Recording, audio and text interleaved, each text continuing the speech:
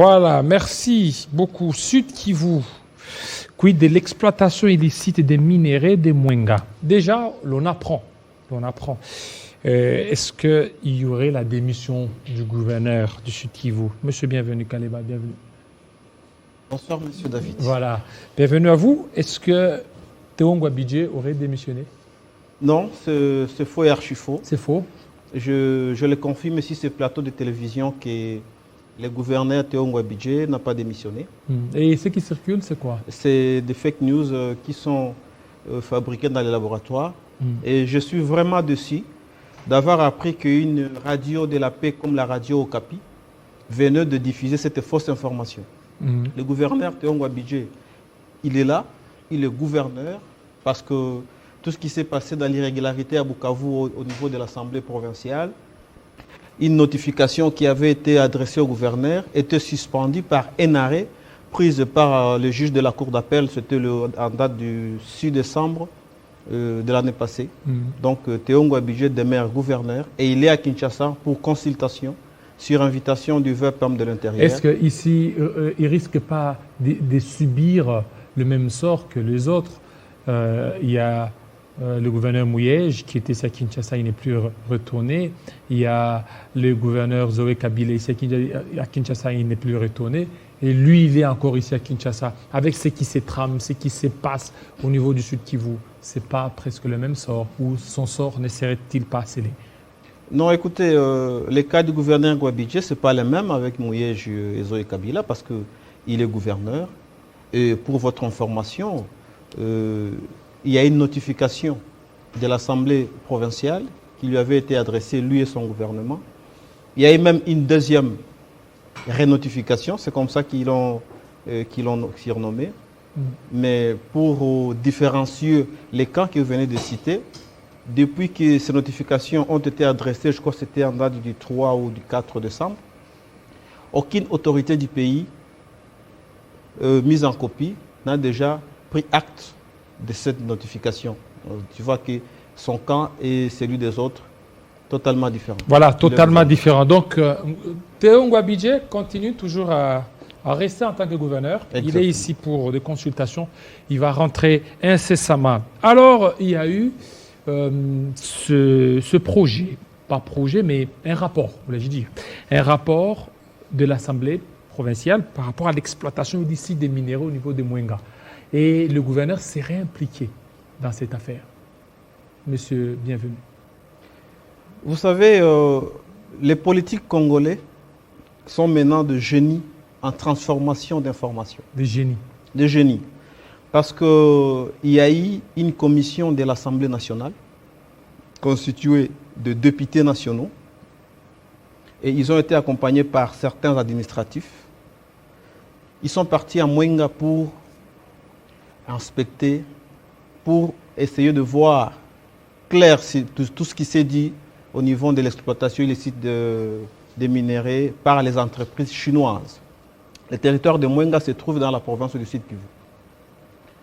Mais une chose que les gens ne comprennent pas, n'ont jamais compris, avant que cette mission nationale aille, il y avait déjà une mission de l'Assemblée provinciale. Et cette mission a été initiée par lui-même le gouverneur.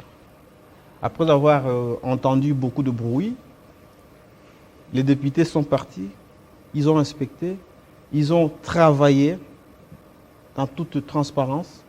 Et quand ils ont fini, ils ont élaboré un rapport.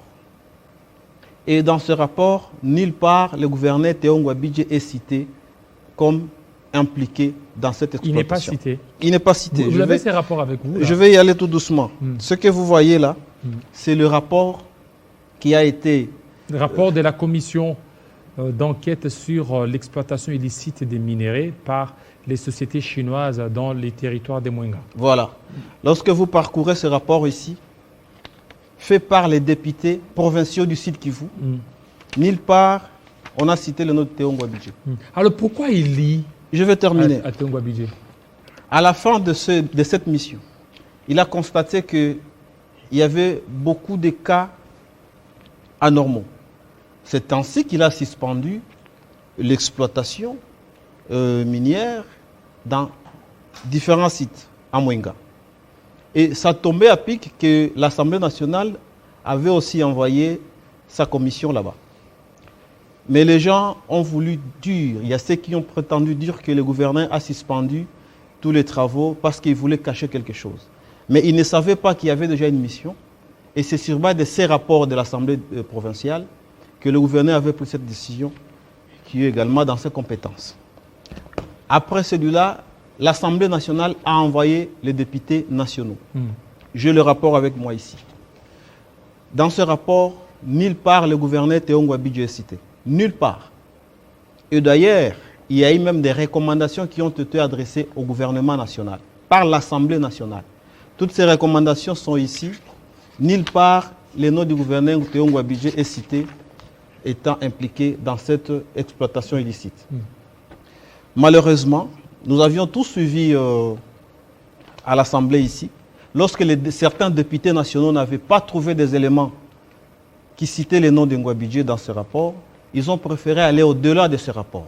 C'est là où vous avez vu, ils sont allés copier des photos sur des pages Facebook, un collaborateur du gouverneur, les photos publiées en 2017. Par qui a publié ça lui-même, le gouverneur? Non. C'est le collaborateur du gouverneur qui a sa page Facebook, qui a publié ces photos en 2017. À ce moment-là, Ngouabidje n'était pas encore gouverneur. Et il y a des députés qui ont copié ces photos, parce qu'il y a des photos où il était à Dubaï, à cette époque-là, pour montrer que voici l'un des collaborateurs du gouverneur, si la photo, il est allé vendre de l'or à Dubaï. De l'or qui sont en train d'exploiter illicitement.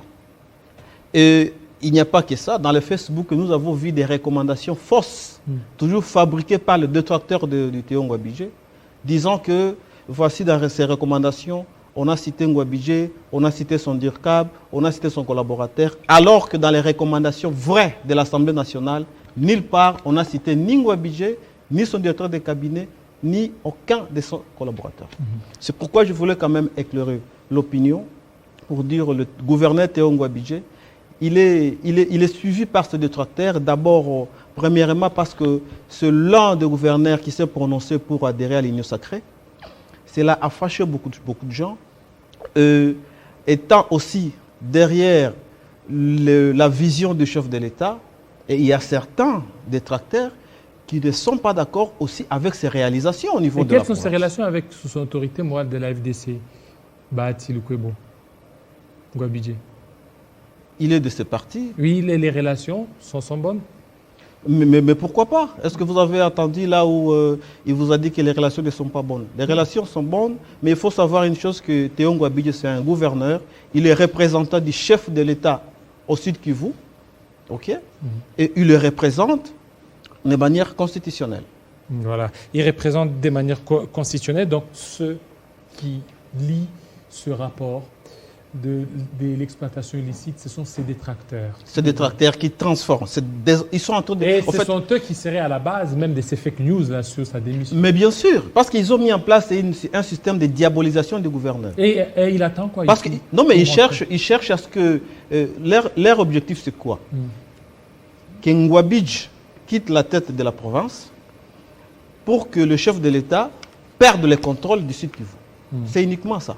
Parce que quand vous regardez parmi ces détracteurs, vous allez trouver, il y a certains caciques du FCC.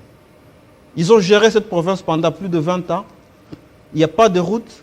Mais Ngouabidje arrive, il réhabilite les routes. Aujourd'hui, vous pouvez quitter Bukavu jusqu'à Bouenga Kamituga, presque 200 ou 190 km.